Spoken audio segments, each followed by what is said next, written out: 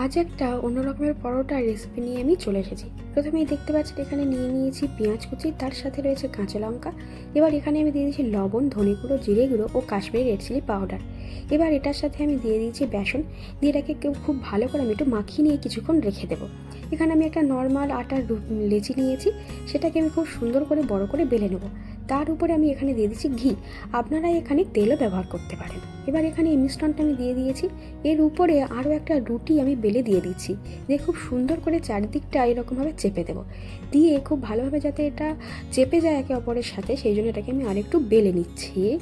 এই দুটো যখন একসাথে খুব ভালোভাবে জুড়ে যাবে, সেই সময় একটা ছুরির সাহায্যে এরকম লম্বা লম্বা করে আমি এর পিসগুলো করে নেব।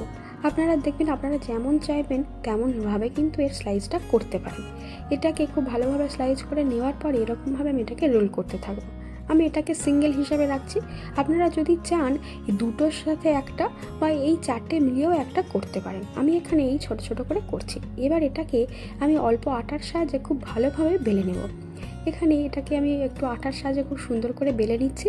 এগুলো বেলে নেওয়ার পরে তেল বা ঘি যেটা পছন্দ সেটার সাথে আপনারা ভেজে নিতে পারেন। এটাকে এবার আমি ঘিয়ের সাহায্যে এদিক ওদিক করে খুব সুন্দর করে ভেজে নেব।